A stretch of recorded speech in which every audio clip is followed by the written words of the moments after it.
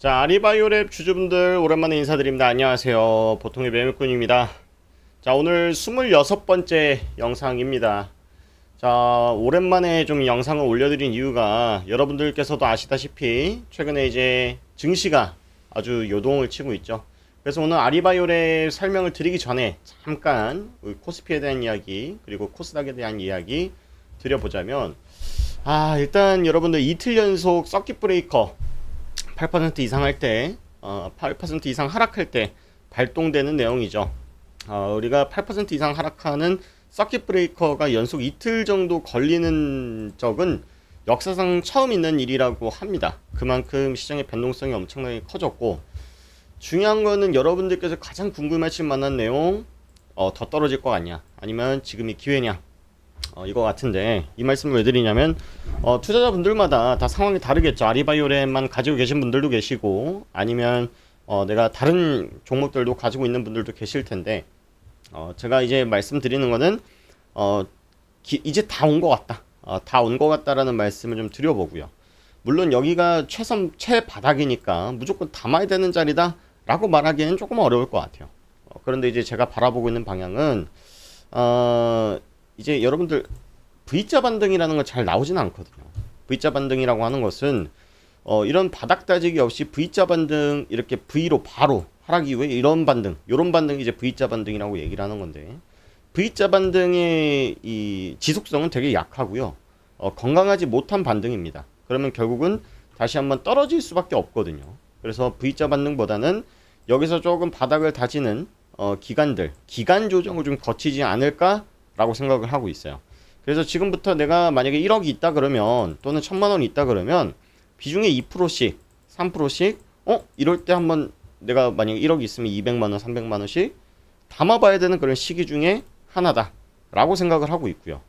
그러고 나서 조금씩 뭐야, 생각한 것보다 좀 더 떨어졌네 라고 했을 때 더 담고, 그런 전략을 좀 취하시면은 지금부터는 막 위험한 자리는 아닌 것처럼 보입니다. 그래서 절대 바닥을 여러분들께서 지금이 바닥이다라고 단언해서도 안 될 것 같다라는 말씀을 좀 드려보고, 하지만 더 이상 쫄 필요도 없다, 이런 말씀을 좀 드려봅니다. 자, 일단은 우리 채널에서 코스피가 위험하다라는 말씀은, 이 코스피가 이제 요때부터 우리 방송에서 라이브 방송이나 우리 텔레그램 정보방이나 제가 아리바이오랩 영상을 찍을 때도 종종 한 번씩 말씀을 드렸던 것 같은데, 우리가 이제 이미 예상했었던 조정이기 때문에 대응을 할 수 있었던 것 같아요. 그래서 여러분들 어려움이 있으시더라도 화이팅 하시고, 영원한 상승장도 영원한 하락장도 없다고 합니다. 그래서 그런 관점에서 우리 시장을 한번 바라보도록 해보시고, 아리바이오랩 같은 경우에는 영상을 못 올려드렸던 이유가 코스피에 대한 변동성도 있지만 아리바이오랩 자체적인 특별한 이슈가 없더라 라는 게 좀 큰 것 같아요. 일단 한 가지 이슈가 있다라 그러면 유상증자에 대한 결정이 있었죠. 3자 배정 유상증자입니다. 자, 내용은 같이 한번 보자면, 유상증자, 우리가 증자를 할 건데, 자본금을 늘릴 건데, 그것이 돈을 들여서 증자를 할 거예요. 근데 보통은 우리가 누구한테 돈을 받아야 되는데, 주주들이나 또는 뭐 불특정 다수한테 돈을 받는 게 아니라 제3자를 콕 찍어서 그 사람한테 돈을 받겠습니다. 얼마냐? 20억을 받아서 회사의 자본금을 늘리겠습니다 라고 얘기를 합니다. 일단 이 회사가 지금 시총이 한 500억대까지 줄었습니다. 그렇기 때문에 시총 대비해서 이 유증금액은 완전히 작은 금액은 아닌데 좀 위험한 수준만큼의 증자는 아니다라고 보시는 게 좋을 것 같고, 증자는 누가 하냐? 아리바이오가 합니다. 자, 이게 저는 더 중요하다라고 보는데, 얘네들 유상증자를 한다, 이 회사 돈을 어디다 쓴다, 이런 내용도 당연히 중요한 내용이지만, 저는 이 유상증자의 대상자가 이번에는 조금 중요한 이슈인 것 같아요.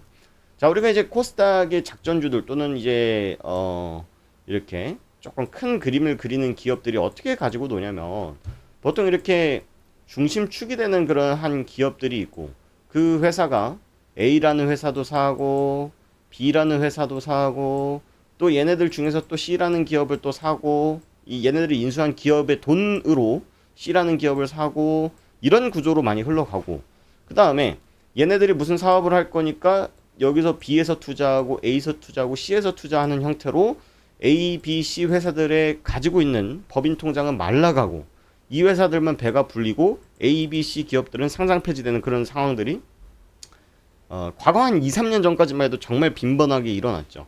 근데 이번 정부 들어서면서 사실은 그런 이슈들, 그런 장난질들은 많이 줄었다라고 보는 게 맞을 것 같아요. 근데 이번 아리바이오의 유상증자 대상 참여가 왜 의미가 있냐면 원래는 아리바이오 랩에 있는 돈이 계속 아리바이오 쪽으로 넘어갔어요. 근데 그런 것들이 다시 한번 아리바이오 랩으로 돌아온다라고 하니 아리바이오 랩에 대한 재무 건전성이 조금은 개선이 될 가능성이 높다. 이렇게 좀 봐야 될 것 같고, 특히나 이제 아리바이오 랩의 최근에 이제 주가가 지지부진했었던 여러 가지 요인 중에 하나는, 여러 가지 요인입니다. 한 가지 요인이 아니고, 최근에 제가 제약바이오 종목들을 영상을 많이 올려드렸단 말이죠. 위약 효과로 임상 실패한 주요 기업들 해가지고 일본 기업, 덴마크 기업, 독일 기업, 우리나라 4개 기업 요렇게 이제 리스트업이 됐는데, 헬릭스미스, 신풍제약, 차백신연구소, 지금은 아리바이오랩이죠. 코오롱 티슈진, 제가 최근에 영상 올려드린 내용인데 계속 임상이 실패했다, 실패가 많이 이뤄지고 있다라는 내용의 지금 자료인 거예요. 자, 일단 헬릭스미스라던가 코오롱 티슈진 같은 경우 미국 FDA에서의 임상이 실패가 됐고요. 신풍제약, 차백신연구소는 우리나라 식약처에서 실패가 된 내용입니다. 근데 중요한 게 뭐냐면 핵심 위약입니다. 위약이 뭐냐면, 제가 만약에 요 바카스가 있잖아요. 바카스를 약이라고 칠게요. 이걸 먹으면 피로가 회복이 됩니다라고 해서 연구 개발을 하고 있는 그런 약물인데, 이거 말고 야 넌들 약물이 진짜 효과가 있는지 볼라 그러면 가짜 약도 한번 줘봐야 되지 않겠어? 이거를 바카스라고 우리가 환자들한테 소개할 테니까 얘도 바카스랑 비슷한 효과가 나오거나 그러면 너네들께 효과가 없는 거잖아. 한번 같이 실험해보자 해가지고 둘 다 같이 임상 환자한테 투여를 합니다. 자, 그래서 바카스 먹었더니 진짜 회복이 됐어요 라고 하는 환자 수가 만약에 100명 중에 50명인데 바카스가 아니라 물을 마셨는데도 피로 회복이 됐어요 라고 하는 사람들이 100명 중에 한 40명 정도가 나온 거야. 그러면은 이제 임상 데이터에 대해서 평가를 하는 기관에서 야, 너네 데이터를 보니까 가짜약, 즉 위약에 대한 효과도 높다고 하는데 너네들 약물에 대한 효과가 없는 거 아니니? 그러면 너네들이 일반 맹물이랑 다를 게 뭐가 있어? 라는 평가들이 요즘 많이 나오고 있다라고 하는 거예요. 일단 그게 이제 여러 가지 이유가 있는데, 첫 번째로는 FDA라던가 우리나라 식약처에서 임상 통과에 대한 기준들이 좀 높아졌다. 특히나 이제 미국이 좀 강화가 됐는데, 그 이유가 뭐냐? 이제 트럼프 대통령이 자국 우선주의를 하면서 외국산 바이오시밀러라던가 외국산 제네릭에 대해서 관세를 더 부과하거나 세금을 더 매기겠다라는 이야기들을 계속하고 있어요. 즉 자기네들 기업에 대해서 더 살려주겠다라고 하는 이야기를 하고 있는 것이고요. 자, 그 다음에 두 번째로, 이게 제일 중요할 것 같은데, 여러분들 임상이 공짜로 하는 게 아니죠, 그죠? 돈으로 하는 겁니다. 돈이 있어야 되는데, 자, 우리가 보통 제약바이오 기업들이 매출은 없는데 계속 유상증자하고 채권 발행하고 하다 보니까 빚만 늘어나서 PER이 100배니 200배니 하면서 그 거품이다, 제약바이오 기업들 투자하면 쪽박 찬다라고 하는 얘기가 이런 것 때문이거든요. 그러면 매출이 없음에도 불구하고 채권 발행을 해서 뭐하냐, 뭐 이렇게 맛있는 과자 사 먹으려고 이렇게 돈 달라고 하는 게 아니라 그 돈 가지고 임상 실험을 하죠. R&D도 하고요. 그 돈이 꽤나 많이 듭니다, 여러분들. 꽤나 많이 들어요. 뭐 물론 그런 프로젝트에 대한 사이즈라던가 방향성에 따라 다르겠지만, 근데 여러분들 돈을 땡겨온다 그래서 세상에 공짜 돈이 어디 있겠습니까? 세상에 그러면 누구나 다 사업을 하겠죠. 근데 요 돈을 땡겨올 때 보통 우리가 시장금리라는 걸 봐야 되는데, 요게 비싸다. 금리가 비싸다. 그러면 우리는 임상을 3년, 4년, 5년 동안 계속해야 되는데 매달 숨만 쉬어도 이자가 계속 나가네, 또는 상환 요구를 계속하네 라는 이슈가 발생이 되더라. 그러니까 어떻게 돼요? 임상을 제대로 못하는 거예요. 연구에 대한 퀄리티가 떨어지고 있다라고 보는 게 좀 더 정확할 것 같고요. 그러다 보니까 결과는 당연하게 기대에 못 미치고 있다 라고 보는 게 정확할 것 같아요. 그래서 차백신연구소가 이번에 이제 회사를 매각했었던 이유 자체도 요 2025년에 비형간염 치료 백신에 대한 개발 실패, 요게 좀 한몫을 하면서 이제 회사를 팔아 넘긴 거거든요. 자, 그래서 우리가 이제 이미 알고 있는 시나리오, 26번째 영상이니까 이미 우리 구독자분들은 잘 알고 계시겠죠. 아리바이오를 통해서 아리바이오가 하고자 하는 비즈니스에 대한 플랜들을 아리바이오 랩에서 풀어가는 방향성을 지금 제시하고 있을 것이다. 이렇게 좀 보셔야 될 것 같고, 일단 기술적으로도 한번 보자고요. 기술적으로는 우리가 두 가지 시나리오를 그렸습니다. 자, 가장 아름다운 건 전저점, 여기를 훼손시키지 않고 바로 반등을 하면 좋은데 여기서 바로 반등하면은 벽이 있습니다. 되게 두터운 매물대가 있습니다라는 말씀을 드렸는데, 그게 어디였냐면 1차적으로 여기, 2차적으로는 여기인데, 아마 여기 맞는다고 해도 바로 부딪힐 거예요 라고 말씀드렸는데 여기도 도달하지 못한 채로 이탈을 했다.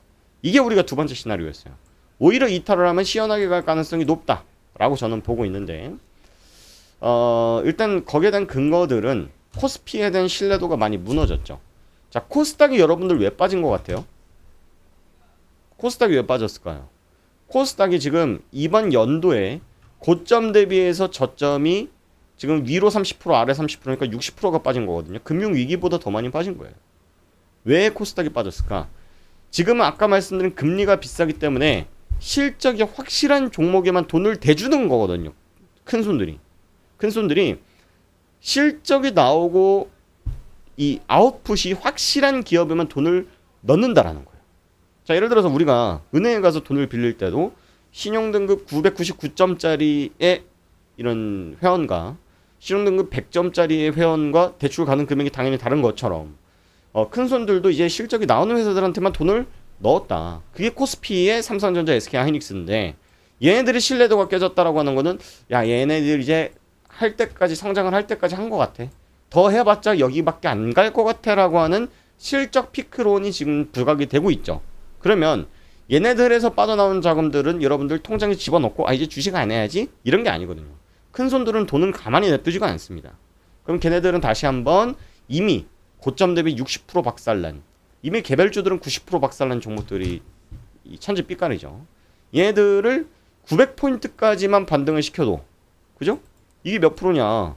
요만큼만 먹어도 큰 손들 입장에서 많이 먹는 거 아닙니까? 뭐 개인들 좋으라고 1200, 1500, 2000포인트까지 보낼 필요는 없는 것이고, 900포인트, 950포인트까지만 보내도 큰 손들은 꽤나 큰 수익을 창출할 것이다라는 거죠.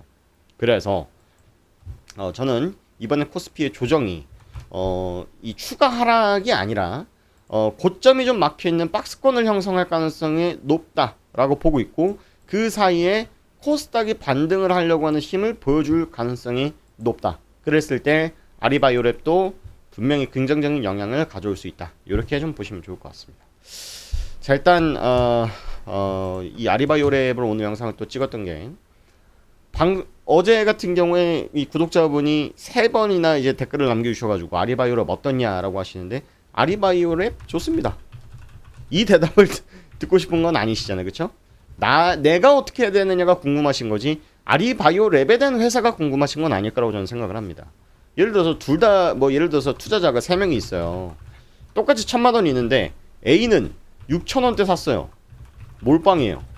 B는 3,000원대 샀어요. 20% 샀어요. C는 지금 최근에 샀어. 어제 샀어. 2,000원대 비중 10% 샀어요. 대응 방법이 다 각자 다르겠죠, 그죠? 그래서 여러분들 아리바이오랩이 어떻냐라는 질문보다는 좀 구체적으로 내가 얼마에 샀고 어떻게 대응하는 게 좋겠냐라는 질문이 조금 더 저한테 여러분들 돕기가 좀 편할 것 같습니다. 제 직통번호 알려드릴 테니까 아리바이오랩 하시고, 여러분들 이렇게만 보내지 마시고 매입가를 좀 같이 적어서 보내주십시오. 그래야 여러분들 상황에 맞는 대응 전략들 같이 한번 좀 짜드릴 수 있다라는 말씀 좀 드려보고요. 내가 문자 보내기가 좀 부담스러워요 라고 하시면 우리 유튜브 영상에 아리바이오랩 25개나 있잖아요, 그죠? 차백신 연구소부터 시작해서 여기 보시면 네이버 설문지 있습니다. 여러분들 이거 로그인 하실 필요도 없고 그냥 회원 가입하실 필요도 없는데, 보유 종목 리포트 제가 작성해서 보내드리죠.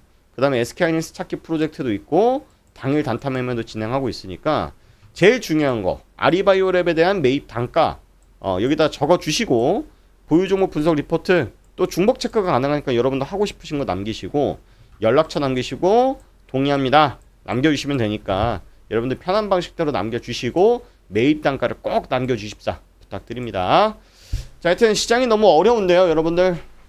영원한 하락장도 없고 영원한 상승장도 없습니다. 여러분들 곧 이 변동성은 진정이 될 것이고, 변동성 진정된다 해서 바로 불꽃처럼 솟아오른다라는 내용은 아니지만 어느 정도 이제 잠잠해질 것이다 라는 말씀 좀 드리면서 어려운 시장 잘 이겨내시고 결국 주식이라는 거는 상승장 때만 벌어는 것이 아니라 우리가 평생 기술로서 또 가져가야 되는 것이 주식 투자 중에 하나니까 여러분들 내가 주식 투자는 평생 한다라는 마음으로 마음 편하게 임하시길 응원 드리고 항상 옆에서 돕겠습니다. 고맙습니다.